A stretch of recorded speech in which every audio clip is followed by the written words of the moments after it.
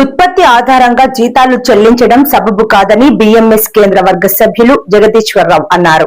ఈ మేరకు Bharatiya Ispat Mazdoor Mahasangh BIMM BMS steel federation ఆధ్వర్యంలో కూర్మానపాలెం స్టీల్ ప్లాంట్ ఆర్చ్ వద్ద నిరసన చేపట్టారు. ఈ సందర్భంగా వారు మాట్లాడుతూ వీఆర్ఎస్ తీసుకున్న రిటైర్ అయిన కార్మికులకు బకాయి పెట్టిన బ్యాలెన్సులు వెంటనే చెల్లించాలని, ఎస్ఏఐఎల్లో అమలు చేసిన ఎన్జేసీఎస్ వేతన ఒప్పందం ఆర్ఐఎన్ఎల్ కార్మికులకు కూడా వెంటనే వర్తింపచేయాలన్నారు.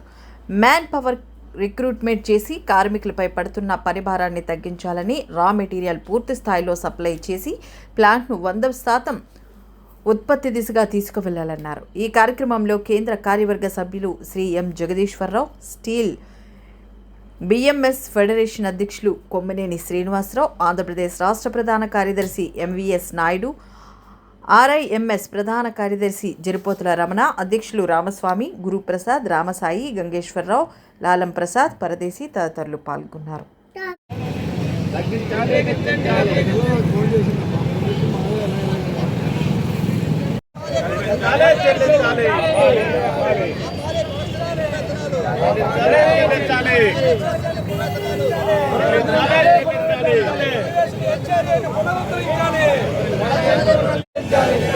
కార్మికుల బకాయిలు చెల్లించాలి. సొంత లింక్ అయిన వేతనాలు ఆపు చేయాలి. సొంత లింక్ అయిన వేతనాలు ఆపు చేయాలి. కేంద్ర కర్మాగారాల వేతన ఒప్పందం అమలు చేయాలి. కార్మికుల యొక్క బకాయిలు చెల్లించాలి. భారతీయ మజ్దూర్ సంఘ్ కేంద్ర కార్యవర్గ సభ్యులు, స్టీల్ ఫెడరేషన్ యొక్క మెంబర్ని, అలాగే ఎన్జేసీఎస్ సభ్యుల్ని. గత అనేక నెలల నుండి కేంద్ర స్టీల్ మంత్రిత్వ శాఖ విశాఖపట్నం స్టీల్ ప్లాంట్ ఆధారంగా ప్రొడక్షన్తో లింక్ అయినటువంటి జీతాలు అమలు చేయడం మొదలుపెట్టింది. భారీ ఎత్తున కార్మికుల యొక్క సంఖ్యని, కాంట్రాక్ట్ లేబర్ కానీ, పర్మనెంట్ ఎంప్లాయీస్ వీఆర్ఎస్ పేరు మీద కానీ భారీ సంఖ్యలో కార్మికుల యొక్క సంఖ్యను కూడా తగ్గింపు చేసింది. ఈరోజు దీన్ని ఒక ఎగ్జాంపుల్గా తీసుకొని స్టీల్ మంత్రిత్వ శాఖ దేశంలో నుండి అన్ని స్టీల్ కర్మాగారాల్లో కూడా ఇదే విధానాన్ని అమలు చేయడానికి ప్రయత్నం మొదలుపెట్టింది. దీంట్లో భాగంగా సేల్, కుదురెముఖ్, అలాగే ఎన్ఎండిసి అన్ని కర్మాగారాలు కూడా ఇదే విధానాన్ని అమలు చేస్తున్నారు. భారతీయ మజ్దూర్ సంఘ్ అనుబంధంగా ఉన్నటువంటి భారతీయ ఇస్పాత్ మజ్దూర్ సంఘ్ ఏదైతే స్టీల్ ఫెడరేషన్ ఉందో దేశవ్యాప్తంగా మే 1వ తేదీ నుండి మే 30వ తేదీ వరకు కూడా దేశవ్యాప్తంగా స్టీల్ కర్మాగారాలను, అలాగే స్టీల్ కర్మాగారాలకు అనుబంధంగా ఉన్న మైన్స్లో కూడా గత నెల రోజుల నుంచి కూడా ఈ ధర్నా కార్యక్రమం చేస్తూ ఉన్నాము.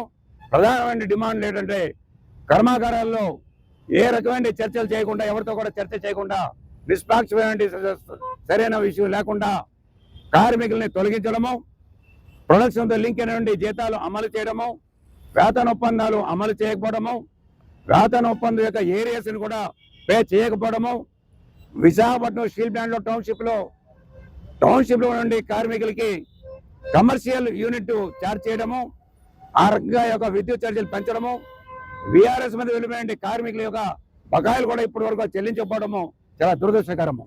ఈ విధానానికి వ్యతిరేకంగా కేంద్ర స్టీల్ మంత్రిత్వ శాఖ విధానాలు, అలాగే స్థానిక స్టీల్ మేనేజ్మెంట్ యొక్క విధానాలు వ్యతిరేకంగా భారతీయ మజ్దూర్ సంఘ అనుబంధంగా నుండి స్టీల్ ఫెడరేషన్ తరఫున ఈరోజు విశాఖ స్టీల్ ప్లాంట్లో కూడా ఈ యొక్క ప్రొటెస్ట్ తెలియపరచడం జరిగింది. వెంటనే స్టీల్ యాజమాన్యము, అలాగే స్టీల్ మంత్రిత్వ శాఖ కార్మిక సంఘాలను పిలిచి ఈ విధానాలని స్వస్థపలగాలని, కార్మికుల సంక్షేమం గురించి అన్ని చర్యలు చేపట్టాలని కూడా భారతీయ మజ్దూర్ సంఘం నుంచి డిమాండ్ చేస్తూ ఉన్నాం. స్టీల్ ఫెడరేషన్ అధ్యక్షుడిని ఈరోజు దేశవ్యాప్తంగా స్టీల్ ఇండస్ట్రీస్లో ఉన్నటువంటి సమస్యల మీద కార్యాచరణ తీసుకొని, అలాగే విశాఖపట్నం స్టీల్ ప్లాంట్లో కూడా ఉన్నటువంటి పరిస్థితుల్ని తెలుసుకొని, ఏదైతే పెండింగ్లో ఉన్న జీతాలు కానీ, ఉత్పత్తి ఆధారిత జీతం అనేది చాలా చట్ట వ్యతిరేకమైనటువంటి చర్య కూడా ఇవాళ ఉక్కు యాజమాన్యం అమలు చేస్తూ ఉంది. ఇది తప్పు.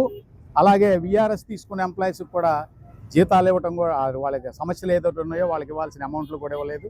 అలాగే ఏదైతే పర్సంటేజ్ విధానంలో గతంలో పెండింగ్లో ఉన్న శాలరీస్ కూడా పెండింగ్లో ఉన్నాయి, ఇవ్వాలని, అలాగే పెన్షనర్స్కి కూడా న్యాయం చేయాలని చెప్పి ఈ స్థానికంగా ఉన్న సమస్యలు, కాంట్రాక్ట్ వర్కర్స్ విషయంలో వాళ్ళకి భద్రతా విధానం లేదు, సేఫ్టీ ముఖ్యమని చెప్పి వాళ్ళకి అలాగే ఉద్యోగ భద్రత కూడా కాంట్రాక్ట్ లేబర్ కల్పించాలని చెప్పి అలాగే దేశవ్యాప్తంగా ఉన్న స్టీల్ ఇండస్ట్రీస్లో కేంద్ర ప్రభుత్వం దుర్మార్గమైనటువంటి విధానాలు అవలంబిస్తూ మ్యాన్ పవర్ను తగ్గించాలని చెప్పి ఆలోచన చేస్తూ ఉంది. ఆ ఆలోచనకి వ్యతిరేకంగా అలాగే స్థానికంగా ఉన్నటువంటి విశాఖ ఉక్కు సమస్యలను తీసుకొని కేంద్ర ప్రభుత్వం యొక్క ఒత్తిడి తీసుకొచ్చి సమస్యల పరిష్కారం చేయడం కోసం ఈరోజు ఈ కార్యక్రమం నిర్వహించడం జరుగుతుంది.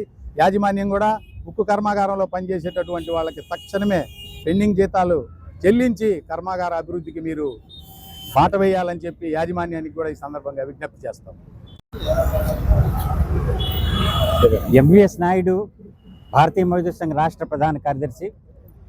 ఈరోజున విశాఖపట్నం స్టీల్ ప్లాంట్ ఆంధ్రప్రదేశ్ రాష్ట్రానికి తలమానికమైనటువంటి పరిశ్రమ, భారీ పరిశ్రమ, రాష్ట్రానికి పేరు తెచ్చినటువంటి గుర్తింపు కలిగినటువంటి పరిశ్రమ.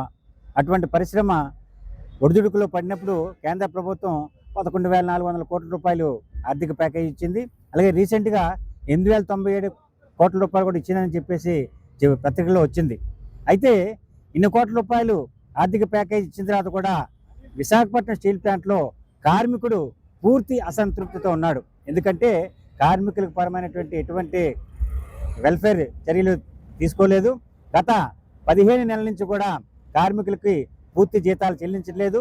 రీసెంట్గా ఉత్పత్తి ఆధారిత జీతాలని చెప్పేసి మరీ జీతాలు కోత విధిస్తున్నారు. అలాగే పర్మనెంట్ కార్మికులకి విఆర్ఎస్ పేరుతో తగ్గించి కాంట్రాక్ట్ కార్మికులను కూడా సుమారు 6,000 మందిని బయటకు పంపించడం జరిగింది. కార్మికుల మీద పూర్తి స్థాయి లోడ్ పడింది. కార్మికుడు సంతృప్తిగా పనిచేయలేటువంటి పరిస్థితి ఏర్పడింది. కాబట్టి ఇటువంటి పరిస్థితిని మార్పు చేయాల్సినటువంటి ఆవశ్యకత యాజమాన్యం మీద ఉంది. కాబట్టి యాజమాన్యం తక్షణమే చర్యలు తీసుకొని కార్మికులకు సంబంధించినటువంటి పెండింగ్ జీతాలు కానీ అలాగే ఎన్జీసీఎస్లో ఏదైతే వేతన ఒప్పందం జరిగిందో ఆ వేతన ఒప్పందాన్ని కూడా విశాఖపట్నం స్టీల్ ప్లాంట్ కార్మికులకి అమలు చేయాలని చెప్పేసి కార్మికుల మీద పడుతున్నటువంటి వర్క్ లోడ్ ఏదైతే ఉందో ఆ వర్క్ లోడ్ని కూడా తగ్గించేటువంటి చర్యలు తీసుకోవాలని చెప్పేసి ఈ సందర్భంగా దీని మేనేజ్మెంట్ని హెచ్చరిస్తున్నాను.